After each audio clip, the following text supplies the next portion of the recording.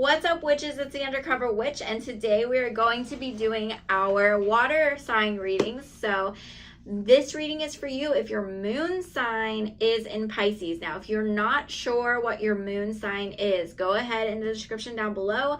I have linked astro.com and the CoStar app, and those two things can help you figure that out. You'll just need your birth date, the location of your birth date, and the time roughly that you were born, although the more accurate, the better.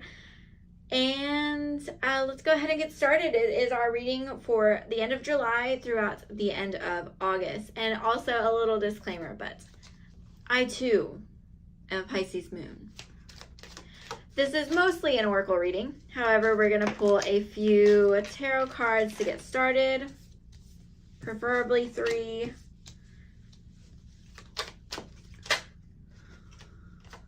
So we have the reverse Ace of Coins. No, I'm sorry, reverse Ace of Cups.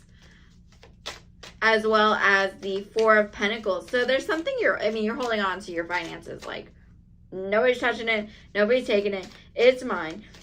I don't know what else to do with it. But you also have this Ace of Cups, which is kind of just telling me that you're not really,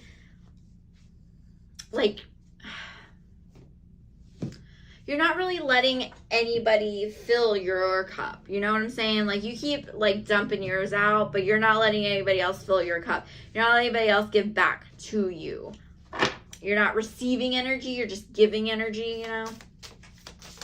Let's go ahead and pull some Oracle Moon from our Moonology Oracle deck. Uno más, uno.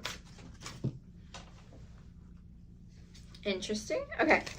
So our first card is Balance, Spirituality, and Practicality. I have a note on that, actually. Shameless plug. But we just did a whole episode with Zandra Halls, a whole interview about spirituality versus the real world and mentally and how those things interlock. So might be something for you to check out. I'll talk more about it at the end of the video. We also have Hold Your Vision. And it's time to release negativity. I'm so sorry, I didn't talk about this Page of Wands up here. But typically a Page of Wands is a message that's coming in. And it's usually about your passions or job related, creativity, etc. So be mindful of the messages that are coming in to you. I think people are trying to spark inspiration in you, but you're giving yourself negative feedback. So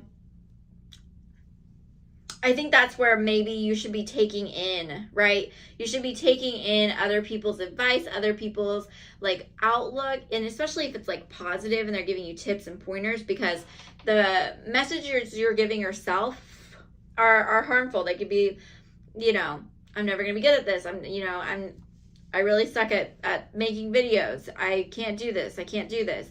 And everybody else is like, oh, wow, this is really good. Maybe you should add this to, how you're editing or whatever. And so for some reason, even though they're being really supportive, you might feel like that hurts you more than what you're telling yourself. But that's not true, because they're trying to help you. There's some adjustments that need to be made. But I think you're seeing it as they're confirming my worst fears. And, they're not. They're telling you, keep going. You're doing great. And you're just taking it as, they hate me. Go ahead and we're going to pull some dream cards from our dream oracle, since we're working with that moon and that hidden energy.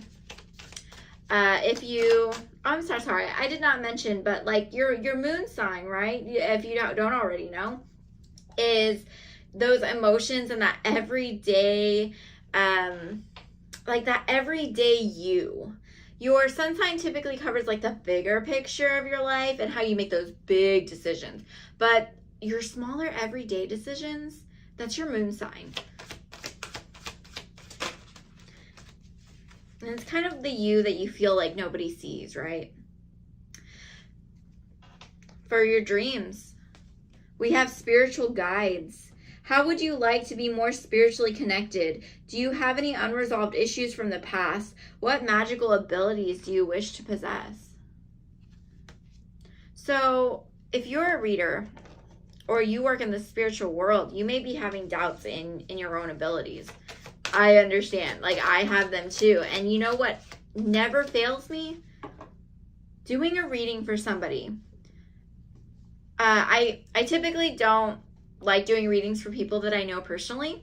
What I like to do is just do readings for random people. I've worked on several like psychic hotlines and chats and things like that. But all I've ever asked people if they wanted to provide it is like a nickname, and if they have a topic, question, or whatever, but all they have to do is like log on and I'll, do the energy, go based off the energy. And it's always amazing, absolutely amazing to me, those conversations. And if you ever doubt yourself, I really do feel like you should go and just offer your services is the best way for you to get that constant reassurance, because as a spiritual worker, there's different types of spiritual workers. There's those who are like the evidence-based, where basically spirit is using you as an example. Spirit is using you and putting you into other people's lives so they can see what is possible and what people are capable of, what they can be capable of. Because if they see somebody else who has gotten where you are, then maybe they can go that way too. And confirmation, we have growth. Growth requires you to step out of your comfort zone. Growing pains can help you in gaining wisdom and experiences. The old must be left behind before growing into the new. So just a reinforcement on you stepping out, making sure you're offering things, but also that Page of Wands again. Acknowledging other people's advice and things like that, even if it requires you to change a little bit, because it's helping you grow. It's not holding you back. The only thing holding you back is yourself, and that idea that you're betraying yourself by changing, you're betraying yourself by growing, because you're not. You're not. You are going to change continuously, and you have to love that every version of yourself that you are today, so that you can learn to love your growth and your change. Let's go ahead and we're going to pull an angel card and a part of our spiritual tree. Last but not least, we have the Angel of Mercy, and I'm guessing this is going to be like either like the empathy card. No. Endurance. So, endurance. You just keep running on, right? You're just working on yourself, working on your projects, trying to get moving. And it seems like, you're worried about your success in your career and where you're going to go from here. You're wanting some stability in life. And our Angel of Mercy is just saying, you can't just keep moving like that. You can't just keep busting your ass every single freaking day. You have to give yourself a break, or you're not going to be putting your best self forward. You're not going to be putting your best face on. You know what I'm saying? You have to give yourself time to rest, time to heal, so that you can grow effectively. It's just a part of how life works. You have to allow those times for rest, because if you are not, then you're working so much slower than you realize. You're changing so much slower. You're growing so much slower than you will ever realize. So I hope this was helpful for you. And please like, subscribe, comment down below if you have any questions or anything like that. Again, my main advice to you is to just let people help you. Let people correct you, tell you what you need to change. And don't be afraid to change, because it's not betraying yourself. It's not that there's something wrong with you. It's not about you. It's about getting to where you want to go. And again, I did do a interview for our podcast, so you can watch anywhere you listen to podcast. You can listen anywhere you listen to your podcast, but you can watch it on YouTube because we have video. And it was with Sandra Hawes, and we were talking about psychology and spirituality, as well as spiritual awakenings versus spiritual emergencies, and how those two things intertwine.